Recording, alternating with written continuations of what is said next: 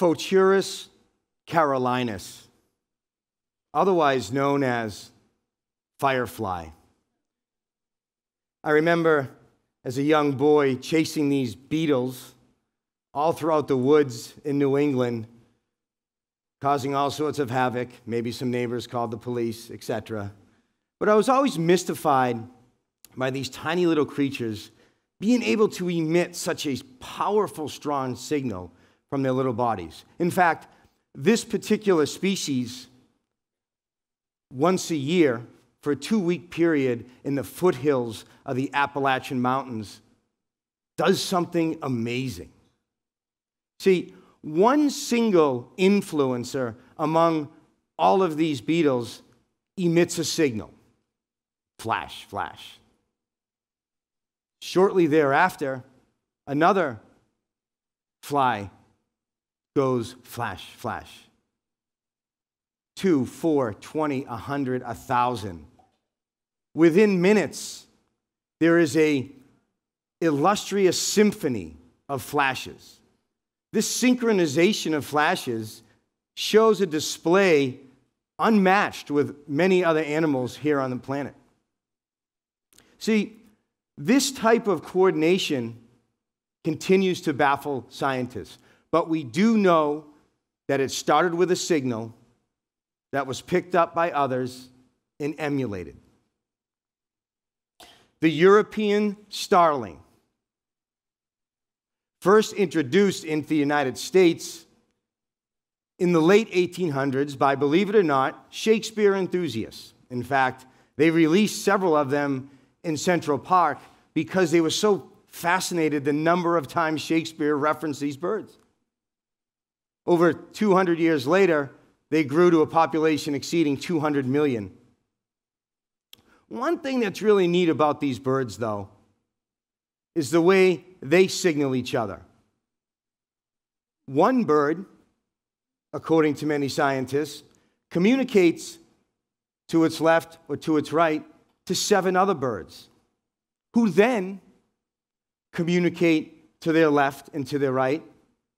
And the result, much like the fireflies, is a coordinated orchestra of flocks that pan and turn without any sort of other stimulus. You see, these birds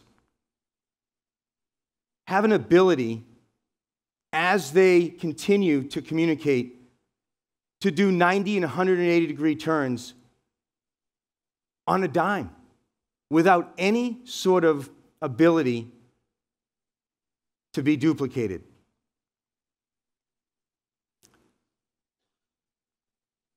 However, the animals' kingdom is not the only place where we see the ability to signal masses and the result become unprecedented. Meet Asma mahfouz.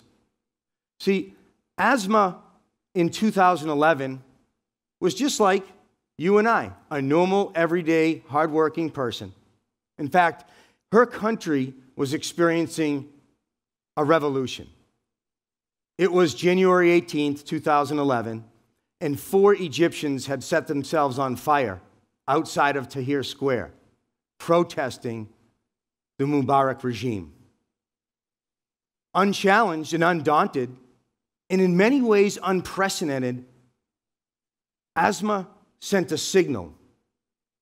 She posted a YouTube video on the 24th of January that said, "Join me tomorrow on the 25th of January to stand for the rights that we deserve as human beings." What she didn't plan for was hundreds of thousands of people descending on Tahrir Square. This unprecedented action-reaction was something that was unable to be predicted. So when you look at beetles, and you look at birds, and you look at people, we all seem to respond to the signal of one person, or thing, or animal, or insect. but we can never really understand how far our signal may go. So I wanted to learn more. I wanted to understand this. I built a software that allowed me to look at things a little bit differently. So this is Matt. Matt is an amateur blogger for the New York Mets. Being from Boston, I'm not offended. If he was a Yankees fan, we might have some words. So Matt one day came across a piece of content that influenced him. The piece of content was a video built by the Rockin' 1000 group out of Cesena, Italy. This particular video was made for 5 people: Dave Grohl and the members of the Foo Fighters band. The video was a call to action for the band to come play in Italy, and Matt liked it. He liked it so much, he wanted to share it in his group. So Matt, represented by the dot, shared it with his amazingly large network of 567 people. What Matt didn't realize, though, is when you start a message and when you catalyze a movement and when you emit a signal, it takes on a life of its own. In Matt's case, it was shared to his friends and friends and friends and friends. Friends he didn't even know. At the end, he had reached 2.9 million people from his 567. The result was a network that exceeded most modern understanding of social networking. In fact, this video resulted in an unprecedented 40 million people in receipt. Matt started a waterfall from his one message. This is Sarah. Sarah's a leadership coach, and one day came across a message about this man, Richard Overton. Now, Richard is the oldest living World War II veteran in the United States. His medical expenses had exceeded the faculties of the Veterans Administration, and he needed money to stay in his house and receive 24/7 care. Sarah was so moved by this, like Matt, she took a chance. She had hope that somebody might agree with her message or be moved in the way that she was moved to actually do something about it. She posted it on her favorite social network, where she had roughly 6,000 people that cared about her content. By no means was Sarah a celebrity. Like Matt, however, Sarah's network took the content and spread it to their friends, ultimately reaching over 400,000 people. What did this really mean?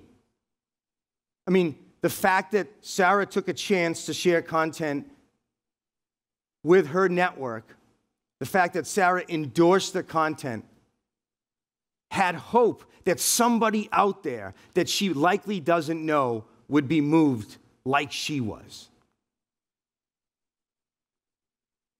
The content ended up reaching over 6.5 million people.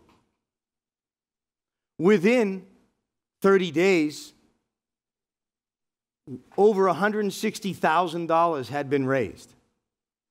See, Sarah's signal started a movement. There's roughly 7 billion people here today on this planet. According to many stats, 3.5 billion of them have internet connectivity. So what does that mean? It means in many cases, we should be able to reach through one other person the entire world when we signal a message. We should be able to incite the force and the collective knowledge of the crowd that's connected. This is my dad. My dad didn't have a network like Sarah or like Matt. In fact, in 2008, when he was diagnosed with leukemia, networks were just developing. The ability for a single person to touch a nation, in many cases, was fantasy. My dad died in 2012. And had I known then what I know now, I would have approached his problem entirely differently. See, he needed a bone marrow match. And at that time, the hope and the belief of many, including myself, was that our signal to get a new bone marrow match had a limited reach. There's only a certain number of people with the genetic attributes needed, and that is true. But what if we had a network like the Foo Fighter video? What if we could leverage 40 million people to get the message out and say, are you a match? Do you contain this? See, the paradigm today should be one that defaults to hope. The paradigm should be anything is possible. The paradigm should be you don't need to be a celebrity to influence. You don't need to have 10 million followers to induce a revolution. You don't need to be on TV to change a nation. Futurus Carolinus, otherwise known as you and you and you and you and you, who, by the beginning of a simple signal, can start a movement. This movement can impact a city. This movement can impact your town. This movement can impact the world. It starts with you. It starts with believing that anything is possible when you show your light. Thank you.